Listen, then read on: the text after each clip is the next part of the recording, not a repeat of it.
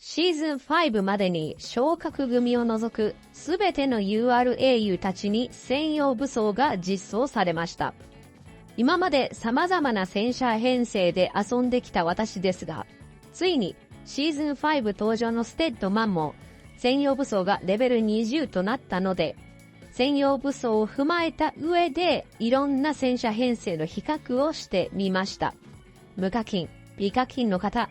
いつまで経っても武装かけらは足りないですよね。特に無課金戦車で頑張っている皆さん、いろいろな武装キャラが登場して育成悩みますよね。私もいろんなキャラにあっちゃこっちゃ手を出しました。その結果後悔もしました。しかし数々の無駄遣いのおかげである一つの結論にたどり着きました。この動画はシーズン5までの無課金戦車の結論を示すものでもあります。はじめに今回使用するキャラと編成の紹介です。大変申し訳ないのですが、今回の動画にウィリアムズは登場しません。そういう意味ではきちんと検証できていないじゃないかと言われても仕方ないとは思っています。ただ今回はあくまでも無課金、美課金戦車が活躍できるための方法をお届けしたいと思っています。ウィリアムズが弱いとは言いません。弱いとは言いませんが、重視するのはあくまで育成のコスパ。無美課金者にとって武装ウィリアムズの育成コストは重たすぎます。というか代わりが優秀すぎます。今回使用するキャラと武装の育成度合いです。キンバリーが30、マーシャルが30、マーフィー25、ステッドマン20、ルシウス10、アダム10、スカーレットは武装なし。これらのキャラを組み替えて使っていきます。まずはアダスカ戦車。おなじみですね。シーズン3登場の UR スカーレットを採用した戦車です。相手が戦車だろうが航空だろうがロケランだろうが何でも戦える万能戦車です。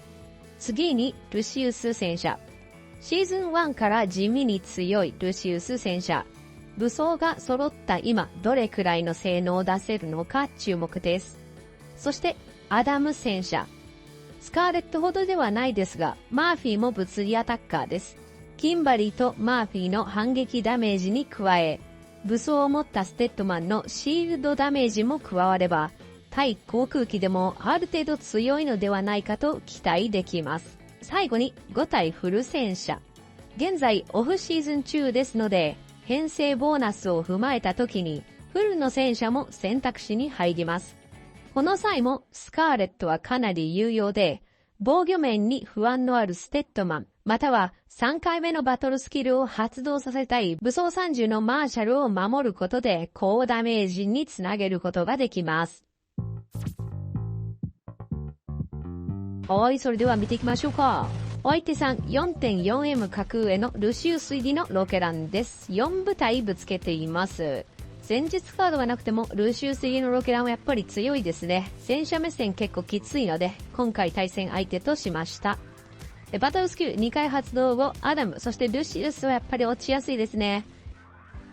はい、皆さん前線していって一番左スカーレット・マーフィー残っていますが、アタッカー不在なのでダメージは伸びません。結果はフル戦車が最もダメージを稼ぎましたね。ワンチャン勝ちそうです。アダスカ戦車も前線。ステッドマン武装込みでアダム・ルシウスの編成の部隊はワンランク成績落ちといった印象です。ちなみにこれ以外にもめちゃめちゃな回数戦闘しています。あまりにも攻撃をしすぎているので、お前私のこと好きな的なことを言われてしまいました。はい、続いて航空ですね。戦術カードありませんが、どれくらい頑張るでしょうか。お相手さん 1.4M 格上、マーフィー入りの航空機。さあ、一番右、アラスカ戦車はバトルスキル1回目にアダムにスタン。これは致命傷です。左の戦車のアダムにもスタンが入りました。バトルスキル3回目、中央のルシウス型はやはりエネルギーダメージに強く結構残っています。しかし、最終結果、勝ちまで持っていったのはアダスカ戦車。アダム1回目のスキルが潰されての勝利ですので、対航空性能では圧倒的と言っても過言ではないでしょう。もちろん航空にもたくさん攻撃させてもらいましたが、航空戦に関してはアダスカ戦車が頭一つ抜けている印象です。戦術カードがなくなって、より他の戦車だと勝ちにくくなったように感じます。最後に戦車です。お相手さん 7.8M 格上戦車。もう少し弱めがいいのですが、どうも戦車はめっちゃ強いかめっちゃ弱いかピンキリです。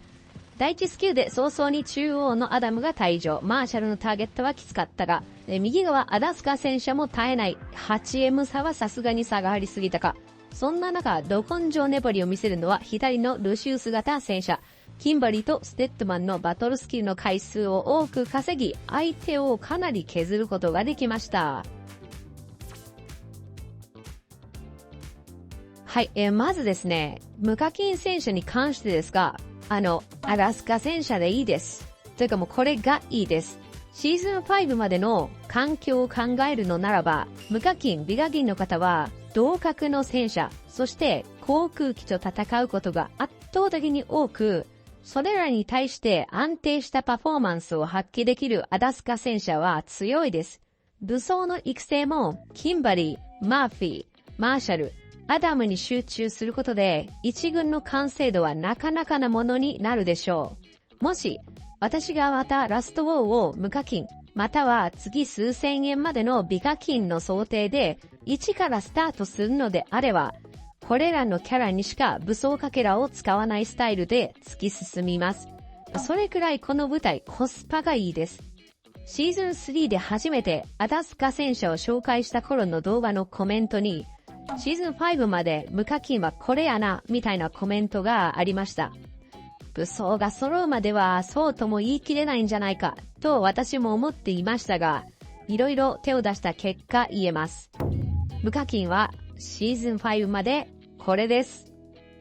少し長めの補足を加えておくと、ステッドマンの武装レベルがもし高ければ、キンバリーよりもステッドマンを採用した方が強いんじゃないかと想定しています。理由は、武装マーシャルと武装ステッドマンの相性が非常に良いからです。マーシャルで集中攻撃をした相手は、体力が敵の中でも最も少なくなりがちです。相手にルシウスがいると、体力の最も低いキャラにシールドを貼るのですが、そこにシールドダメージを持っている武装ステッドマンが攻撃を入れることができれば、マーシャルが狙っているターゲットをいち早く倒すことができます。バトルスキルに関しても、キンバリーは手数が多い代わりに一発あたり攻撃が弱い。ステッドマンは手数が少ない代わりに一発が重たいです。このゲームの戦闘は、まんべんなくダメージを与えていくよりも、1キャラずつでも確実に倒していける戦法の方が強いので、バトルスキルの特性としてもステッドマンの方が優秀だと見ています。もっと言うならば、武装30で得られるステッドマンのスタン耐性ですね。武装30になれば、強気に後列配置をすることができます。後列はスキルチップのよだめ増加の恩恵も得られるため、ステッドマンのアタッカーとしてのポテンシャルもさらに引き出せます。加えて、ステッドマンを後ろに下げた暁には、マーフィーが前に出ることになるでしょう。マーフィーは戦術の通りスカーレットほどではありませんが、物理アタッカーなので、航空機に対する反撃ダメージも期待できます。こういった形になると、より対航空に優れたアダスカ戦車が完成するのではないかと妄想しております。今回の結果からもわかるように、アダスカ戦車がパワー不足を感じるのは、武装30のウィリアムズや武装30のステッドマンと対峙した時だと感じます。当たり前に彼らがポンポコ出てくるような戦車と戦う場合は、ルシウスが入っていた方が強いと感じます。スカーレットの採用なしでアダムを使うのは、現状私のようなランク帯だと中途半端な印象です。なので、シーズン5のオフシーズンですね。中堅以下の戦車としてはアダスカ戦車、またはルシウスの入った戦車を使うことを強くお勧めします。はい、というわけでシーズンも終わり、武装ステッドマン20の強さを見た結果、このまま、武装ステッドマンの育成進めようかなとも思ったんですが、今私は一旦アダムを育てています。ちょっと脆いんですよね。対航空の場合は相性有利であまり気にならないんですが、対ロケランの時に彼が何回スキル発動するかが結構勝負に関わってくるので、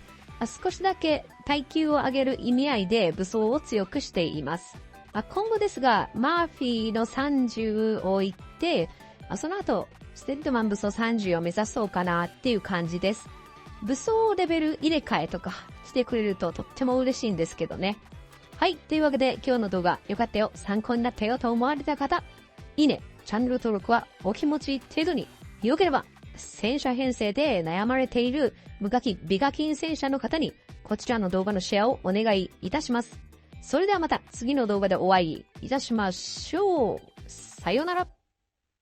今日の動画ではシーズン5まで無課金戦車はアダスカ決定やみたいなことを話しちゃったのですが、本当はあんまりそういうのは好きじゃないんですよね。いや、合理的に考えると、周囲の環境的にも、武装かけらのリソース的にも、無課金ならアダスカ戦車育成に全部突っ込むのが、他の兵種、どの編成を使うよりも合理的だと本気で思っています。本気で思っているからこそ、なんというか、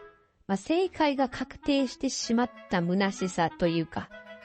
いや、でもやっぱり、待ってください。もしかしたら、私の知らないまだ見ぬ編成があるだけかもしれません。今回、スポットを当てていないウィリアムズ、SSR なのに確定スタンを所持しているマクスウェル、一発入魂レールガンの所持者、破壊神メイソン、まだ見ぬ編成の発見を楽しみにプレイしていこうと思っています。というわけで、最近作業中にめっちゃ見ている動画があって、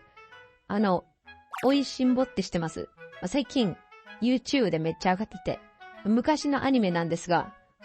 面白いなと思って見てます。貝原先生がぶち切れるたびに爆笑してます。以上です。